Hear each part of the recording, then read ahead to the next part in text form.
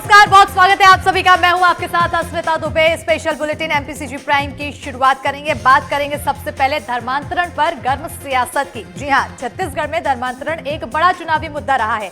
2023 के विधानसभा चुनाव में धर्मांतरण एक बड़ा मुद्दा बना था। बीजेपी सरकार बनने के बाद उम्मीद की जा रही थी कि धर्मांतरण के मामले पर रोक लग जाएगी या फिर कम हो जाएंगे, लेकिन राज्य में धर्मांतरण की घटनाएं कम नहीं हो रही है। इसी पर देखिए एक खास रिपोर्ट।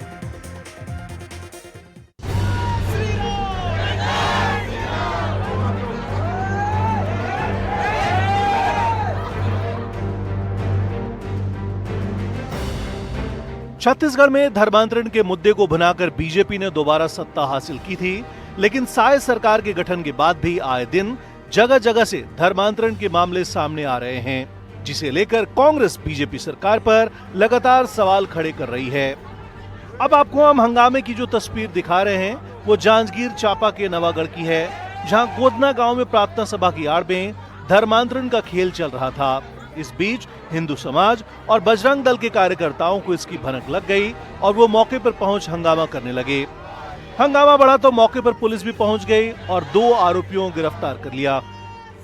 नवागढ़ थाना क्षेत्र में ग्राम गोधना में प्रार्थना सभा कराए जाने, धर्मांतरण कराए जाने संबंधी सूचना प्राप्त हुई थी, जिसमें हिंदू सामाजिक संगठन के लोग भी पहुंचे थे, जिस पर पुलिस तत्काल मौके पर पहुंची और संबंधित 2 आरोपी जो हैं उनको थाने लाया गया है। और इसमें जो है जो धर्म संबंधी जो धाराएं हैं उन पर जो है कार्रवाई की जा रही है और पुलिस जो है उसमें लगातार कार्रवाई कर रही है। अब आपके सामने ये 2 तस्वीरें हैं, जिसमें पहली तस्वीर बालोद की है, जहां गुंडरदेही के एक निजी मकान में अवैध प्रार्थना सभा चल रही थी। पुलिस ने दबिश देकर 5 से 6 पादरियों को हिरासत में लिया और 40 से 45 महिला और पुरुषों को थाने लेकर आई।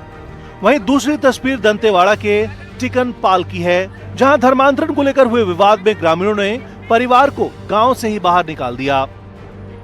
अब लगातार बढ़ रहे धर्मांतरण के मामले पर कांग्रेस बीजेपी सरकार पर कई सवाल खड़े कर रही है। धर्मांतरण को लेकर कांग्रेस के बीजेपी सरकार पर क्या आरोप हैं, इस ग्राफिक्स के जरिए समझाने की कोशिश करते हैं। सरकार पर धर्मांतरण और हिंसा को लेकर बड़ा आरोप। साय सरकार में धर्मांतरण के मामले बढ़ रहे हैं। बीजेपी कांग्रेस सरकार पर धर्मांतरण का आरोप लगाती थी, लेकिन पिछले 1.5 साल में धर्मांतरण के सबसे ज्यादा मामला सामने आए।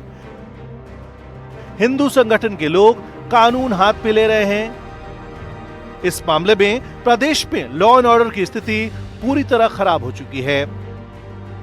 धर्मांतरण बीजेपी के लिए सिर्फ एक चुनावी मुद्दा है।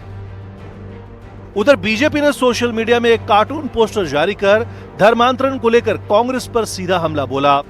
पोस्टर में कांग्रेस को धर्मांतरण स्पेशलिस्ट बताया गया। बीजेपी का आरोप है कि कांग्रेस सरकार में रहे या विपक्ष में धर्मांतरण को बढ़ावा देती है।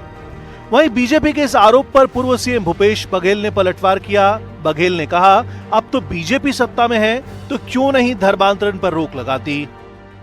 विजय शर्मा जी के बयान के बारे में क्या कहूं? वो गृह मंत्री हैं और गृह मंत्री जी कहते हैं उसके घर में जाके भगवा झंडा लगाता है। इसका मतलब ये है कि अपने आप को ही वो कह रहे हैं कि मैं नकारा हूं। उसे गृह विभाग समझ ले रहा है। कोई थानेदार क्या कांस्टेबल उसकी बात नहीं मान रहा है।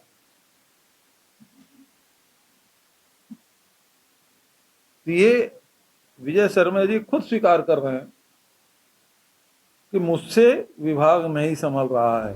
बहरहाल कुल मिलाकर जिस तरीके से धर्मांतरण के मामले छत्तीसगढ़ में बढ़ रहे हैं, उस पर रोक लगाने की जरूरत है, ताकि पैसे का लालच देकर किसी गरीब का धर्मांतरण न कराया जा सके और किसी भी तरह की हिंसक घटनाओं से बचा जा सके। एनडीटीवी के लिए ब्यूरो रिपोर्ट।